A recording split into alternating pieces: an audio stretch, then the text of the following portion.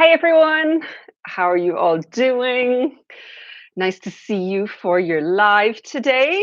I am, I've got some very exciting announcement today.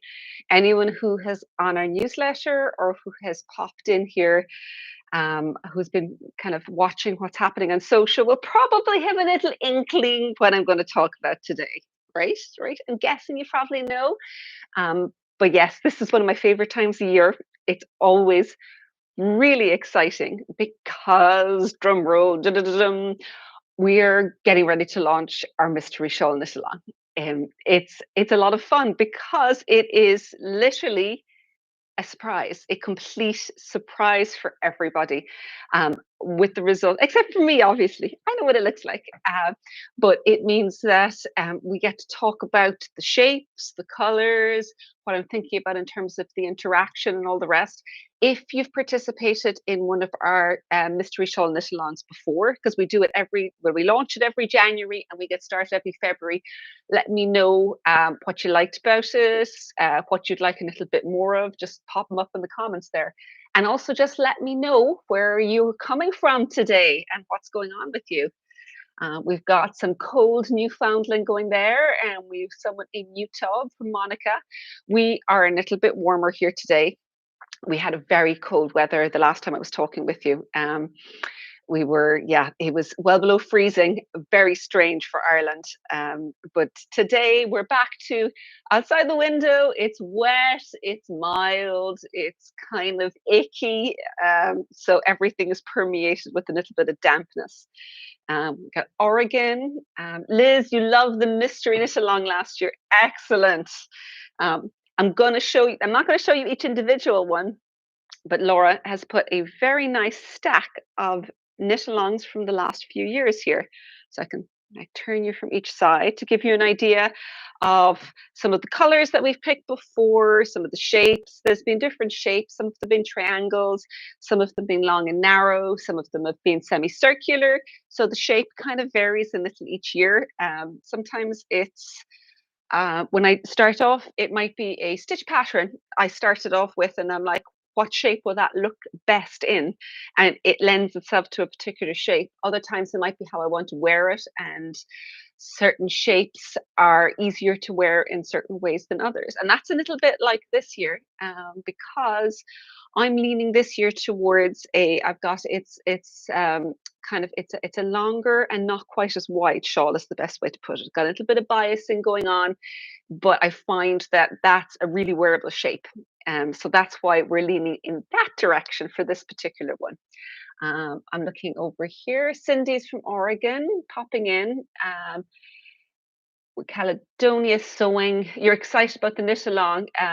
You wear these days the previous one a lot. Oh, fantastic. Well, then you definitely have to jump in because you're going to enjoy this one as well, I think.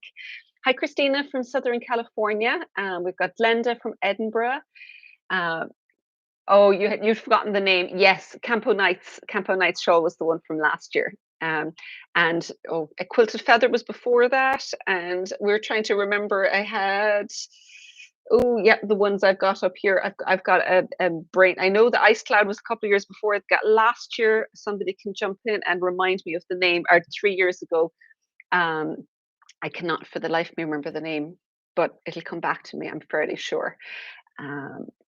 Hey, Wendy, you've got a misty morning in Minnesota. Yeah, it's a bit like here, although it's a misty afternoon at this point. Fran, our weather sounds the same as Michigan. Mild, soggy, and foggy. Yes, that's exactly it. It was heavy fog coming in today on the way in on the road. So yeah, very foggy. Tammy's in from Pittsburgh. Mel, you love the Campo Night so much. You made too. Oh, that's fantastic. Oh, Laura just reminded me. Cush Farraga. Yes, Cush Farraga is the one that was from 3 years ago, I believe. So as you can see, each one is slightly different, but like with a knit along, with the mystery knit along, if you've joined one before, you know the way it fits together. But if you haven't done one, then It's because it's a mystery, and you're only going to know the colors that you're going to need and an idea of the basic gauge. So the basic kind of background stitch pattern, which other ones are built on, and this is garter stitch, which is why when you get it, you'll get the gauge for garter stitch. So if you've got something at home, you can swatch up to see if it's going to work in garter stitch. The other stitch patterns will kind of fit in with that. And if you can get the garter stitch, you should be fine with the other stitch patterns. For a shawl, two reasons to get close to gauge. One, so that you have some idea that the finished size, because otherwise you can end up with, if you've got a tight gauge, you could end up with a much smaller shawl. If you've got a loose gauge, you could end up with a huge one. So you want to get into the ballpark, but it's not as critical as with the garment, because you're not going to be wearing it to fit on your body. The other thing that comes into play that you might not think about so much is if your gauge is different, you can use a different amount of yarn. So if you've got a loose gauge and you take more yarn for each stitch and you're still doing the same number of rows, so you're not knitting to length, then you're going to actually use up more yarn. But if you're a tight knitter and the stitches are smaller, but you're still knitting the same number of stitches, the same number of rows, what's going to end up happening is it's smaller stitches, less yarn, and it's going to take up less. Now, that will be different again with the garment because you might be knitting to length and that's going to impact it. But for a shawl, if you're knitting the number of stitches and the number of rows given, looser will mean you use more yarn, tighter will mean that you use less. So that's just a general rule of thumb there. Um, I'm looking over here. Am I wearing Iascura? You're almost done with the first sleeve and you can't wait to finish just in time for the knit line. Yes, I am. It is perfect for this weather. Extremely, extremely cozy. And actually, Laura needs to share her Iascura with us soon because she's doing Iascura in one of the colors, in fact, from the shawl knit along. We haven't been able to share it before this because we haven't really had it, but um, there's a Cowgirl Blues, this particular color, which the strangest name is called Pata Pata. It's a South African hand dyer, so I'm guessing that it's probably got origins in there, is my guess with the name. Could be wrong, that's just an assumption, which is using this color instead of the Tisa to go along with the Bloss to Light, and it's gorgeous. So in the next few weeks, we'll have to get Laura to share that with us. I just realized that I've answered the question. Um, so that you anyway, I am sidetracking myself. So mystery knit along, if you haven't knit one before, you know how much yarn you're going to need. So you can either buy a kit with us, or you can go dig in your stash and see if you've got things that will match. Tonight at 8 o'clock is going to be when the pattern goes live and the kits go live. They'll be on the website, and the pattern will be both on our website and on Ravelry. You're going to get a bit like with the other Knitalongs. If you come on our website, you'll be enrolled in the teachable classes. So it means that you get all of the workshops for the price of the pattern. So it's a really good deal. If you like the workshops, you're basically getting the workshops for free. It's a tiny little bit more. It's going to be €8 for the pattern, but that includes all of the workshops. But everything comes out in steps. So you will not have the complete pattern until it's finished. And we've got the clue schedule. And what that means is every clue is a section of the pattern, and you'll also have the video to go with it. So you can kind of decide how much mystery you want. If you're like, I don't want to know what it looks like until I finish knitting through it, you can just maybe not look at the videos and just work through the written directions, because there won't be any photographs in there.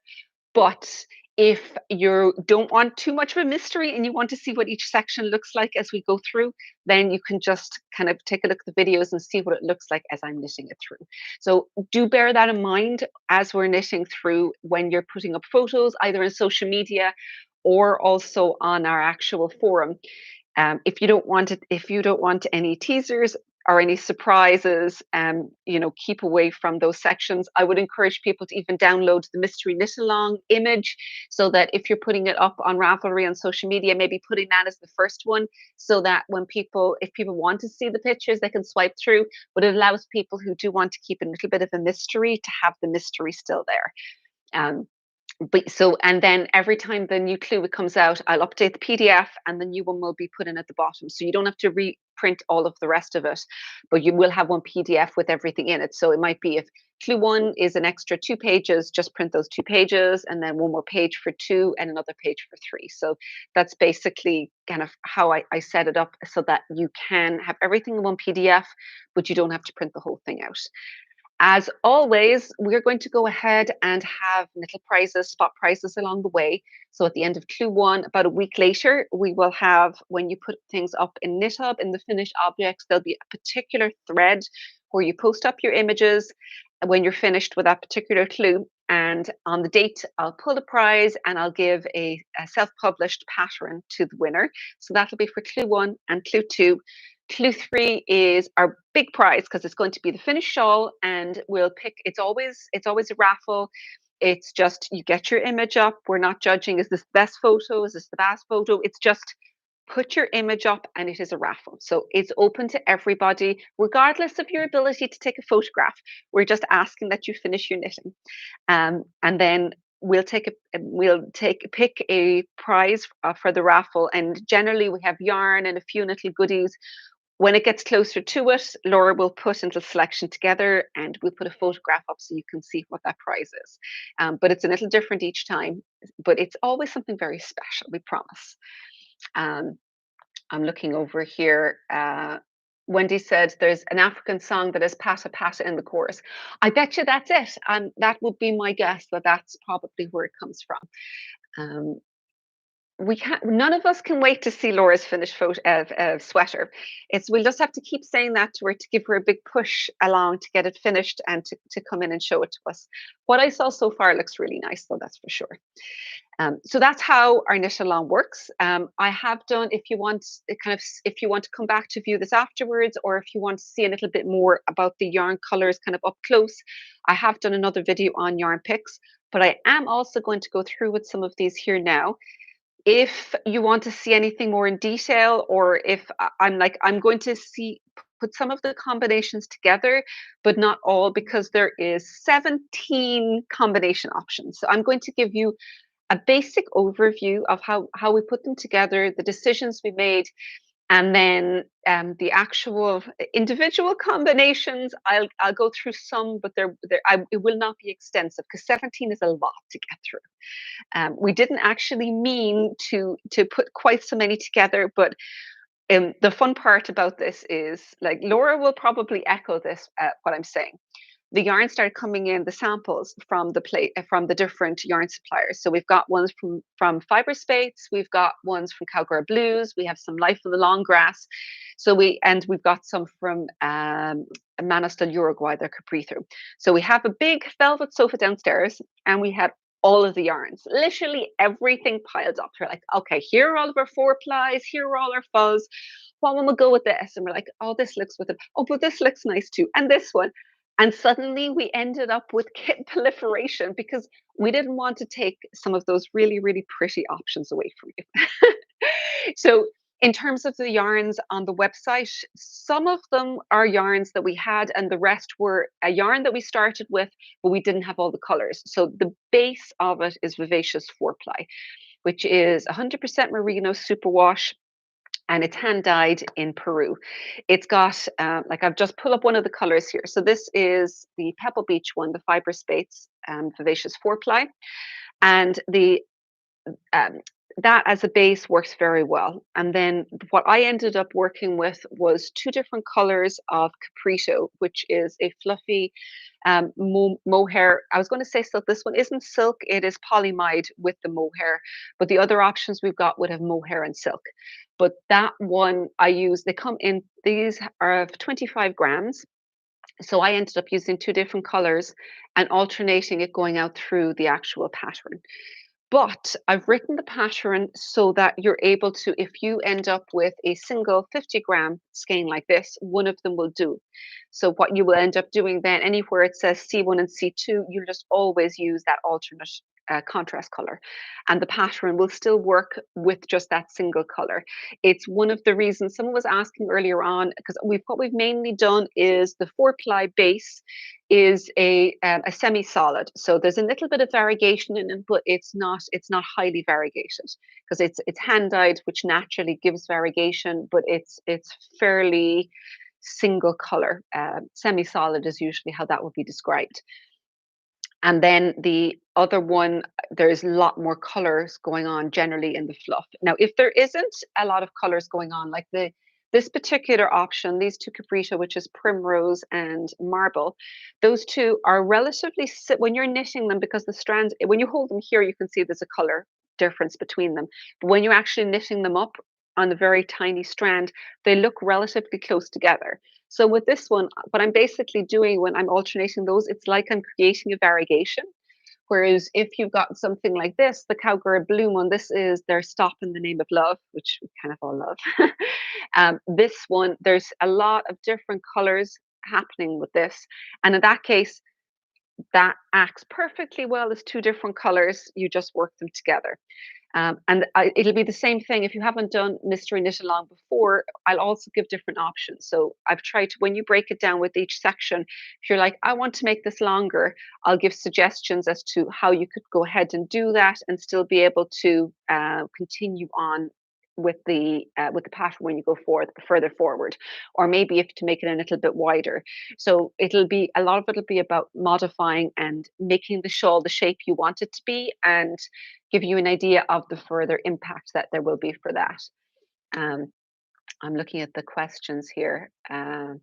The yarn looks amazing for the mystery knit along. You may have to jump in. You totally should, because it's a nice size shawl to wear as a scarf, which is why I kind of go a little narrower, a little longer, because it's a manageable amount of knitting. It's not an insanely huge thing. It's something you will wear, because this is definitely a shawl that everyone here wants to pick up and start wearing. So that to me is a shawl has to be wearable. So that is the bottom line with this particular one. You're going to come out with something really wearable that you're going to love afterwards. So it's not just knitting for the sake of knitting. It's knitting to have fun and to get something really wearable out the other end. Um, I was so taken the name of love. Yes, I know in the name, but this is one of the combinations they put together with this is the mixed magenta within the name of love. Isn't that wonderful? So if I turn this one around, see with these, there's different colors you can pick up. So there's got the little pinks in it here, which pick this up really well. But you can also even take, the blues and take a blue color to go with it. So when we've got a variegated one, it gives us a lot of options for being able to pair things together. And same thing if in your own kit, your own yarn at home, if you've got a very variegated yarn and you're looking for something to match up with it, take a look at some of the colors in there, and you can pick one as the solid to pull out, and it's going to work really nicely. It could even be something that there's teeniest flecks of, but you just like that color and you'd like to wear it. So that's very often how we end up putting it together. So I'm going to work back through here and give you again like a couple of ideas of the different kits. I showed you the Cowgirl Blues, Stop in the Name of Love with the mixed magenta. This is another Cowgirl Blues one, but it's a little bit more subtle this time. This is Avocado. It's a very beautiful color. And this one is the Pata Pata that I pulled up. So you can see again, this has got several different colors. It's a more subtle combination. So there's kind of creams and a little bit of kind of mustards and browns and a small little bit of a color that works really nicely with this. So this is a pretty color combination, but definitely a little more muted than the previous one. So that is kind of a couple of those ones over here. Up here we have, let me get this right. We've got Laura is going to be sitting there and telling me if I pull the wrong things up. Laura, I'm putting you in charge if I actually put the combinations in wrong. Here is a very pretty Life in the Long Grass one, which is Loch Corrib. So it's got these lovely blues with a few little hints of kind of purple and green running through it. And we really did like it with, this is Tweed Imps, which has got, it's a very mildly nuanced color. There's like, it's some greens, some purples, some pinks, but it's a very, very subtle, deep color. So you can actually pair it quite well with a lot of things. And this also goes very nicely. This is another 4-ply here. Let me get the color right. It's deep aqua. Yes, I thought it was that, but I want to be sure. So you're kind of bringing up more of the blues with that one. You can see the two of these again here. I'm going to pull up. This here is your, so far everything I've been showing you is all of the fluffy yarn. I know not everyone likes a brushed yarn, but they're all a lace weight. So we also put in a lace weight that did not have a brushed in it that would work. So this one is a fiber space gleam lace, which is blue lace Leicester and silk. So it's got a lovely sheen to it. And we thought it worked really nicely with the 4-ply tweed in. So it's the same yarn company. And they're dyed by the same place, but it's a different yarn base, but they look really pretty. And you get low, obviously, lace weight, it's 100 grams, you get masses of yarn. So you're only going to use, I'd say, about a third of this. So you will have some left in the project for this, or you can make it really large and just keep going with this. But that is going to go a long way for you.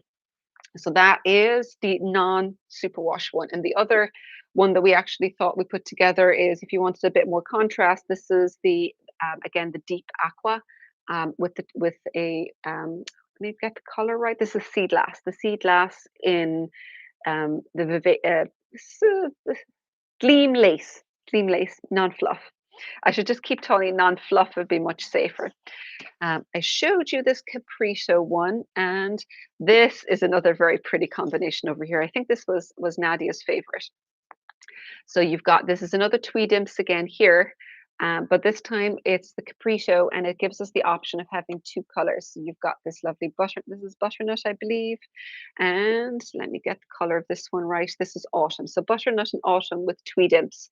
So you'll have the tweed imps 4-ply.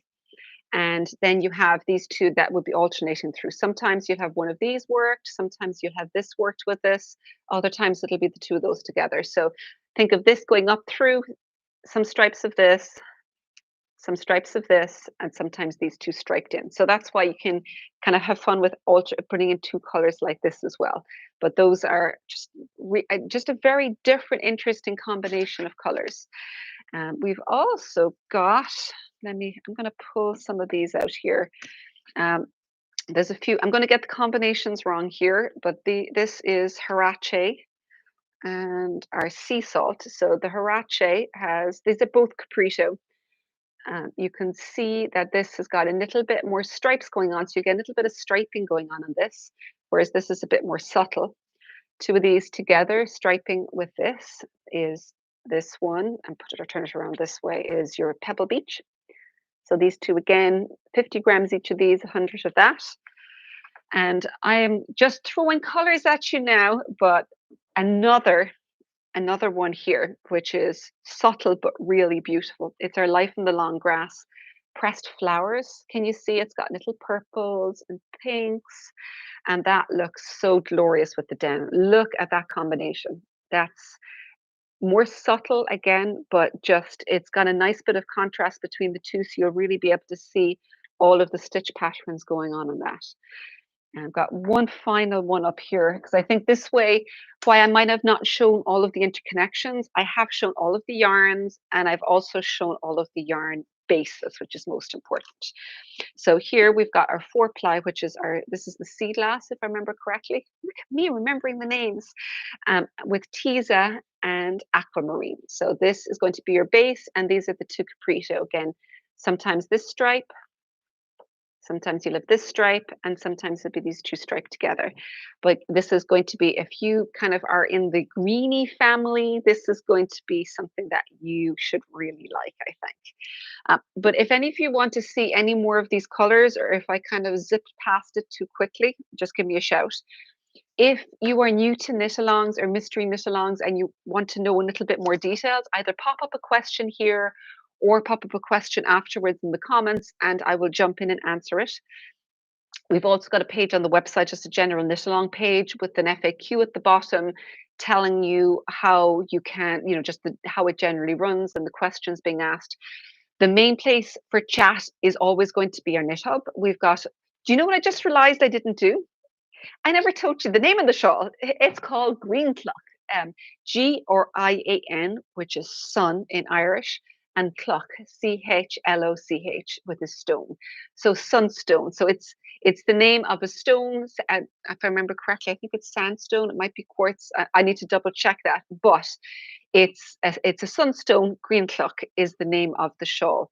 And if you go into Knit Hub on down the side, you can find Green Clock Knit Along. Pop in there and just become a member. It's open to all.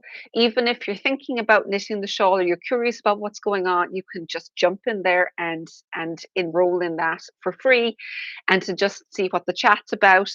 And it might inspire you to come in and actually to go and to join along the way, or maybe you wanted to see a bit more as you go.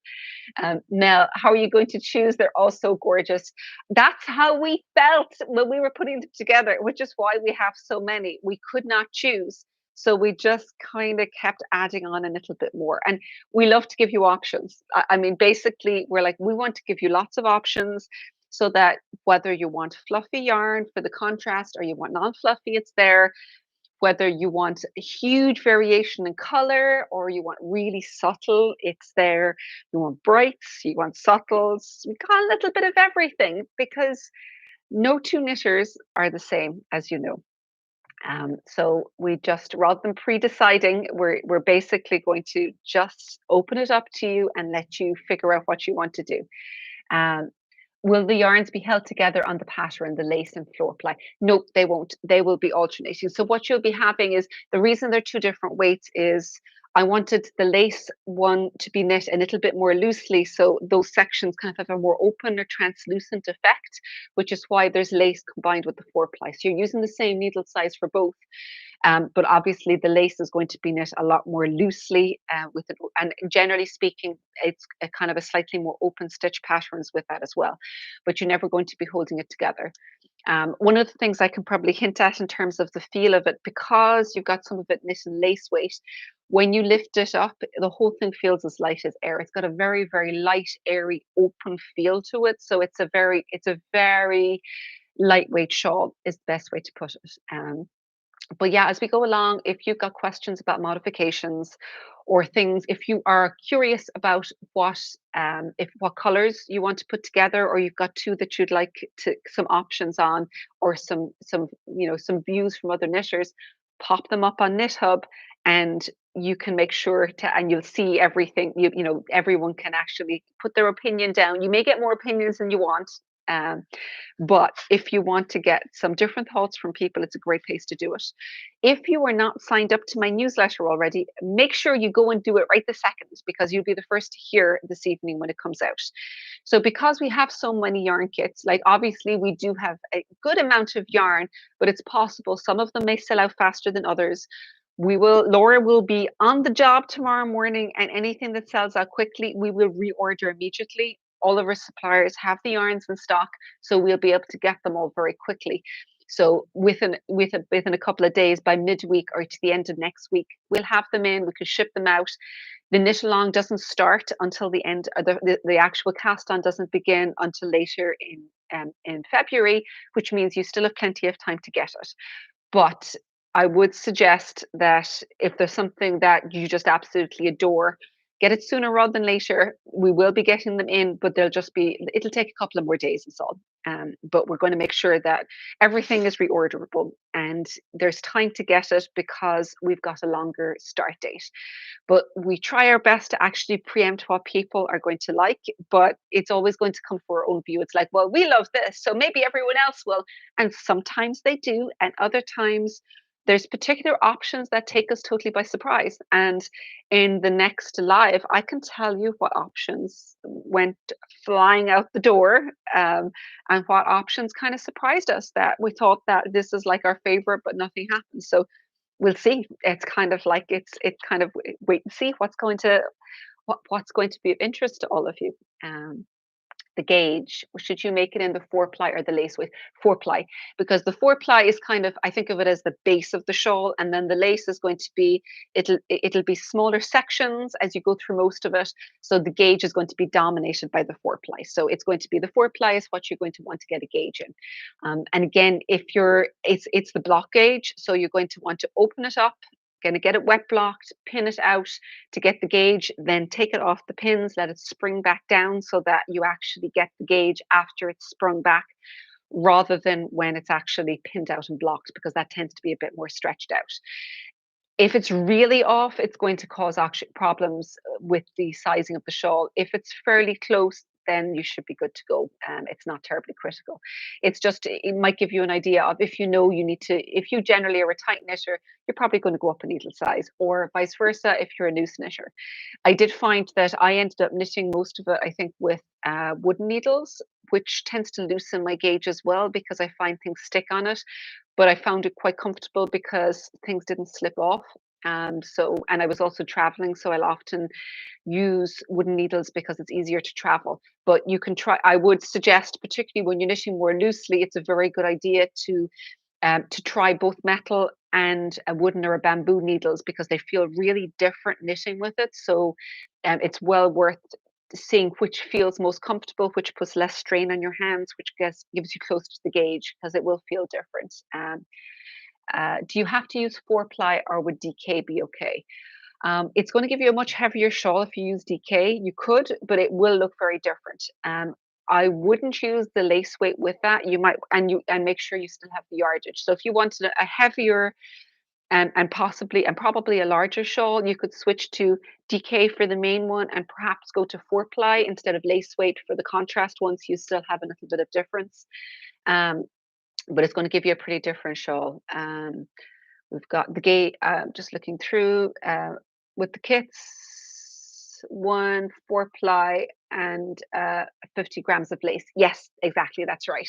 So these ones are 50 grams of lace, and each of these are 25 each, so 50 altogether. I've shown it broken down into C1 and C2. If you're doing just a C2, then obviously you can just combine the yardage for those together, because it's just going to be a single one. So that, yeah, that's basically what it is. So if you're using stash yardage on the 4-ply, yardage on this 4-ply is, let me double check so I am not a liar. Where are we? Bum, bum, bum. It's 360 meters or 399 yards. So a slightly lighter weight 4-ply, because I know it can vary from any, but it's not quite up to the 400 yard. It's about, well, it's just under 400 yards. It's not quite up to 400 meters. So fairly typical 4-ply, 100 grams. That will all be on the pattern page as well when you come up, so that if you want to kind of dig through your stash and figure out yardages, the pattern page and the Ravelry page will all have that information in it. So I think I've probably exhausted most of what I wanted to say to you. Keep the questions popping up. I will keep seeing them, because this is going to be saved. It'll usually take a few hours before it pops up onto YouTube, but you can keep putting the questions up, because the live chat will be viewable afterwards, and there'll be just the general chat underneath as well. But thank you very much for joining me. And yeah, it's just been a pleasure sharing all of this with you. Bye, everyone.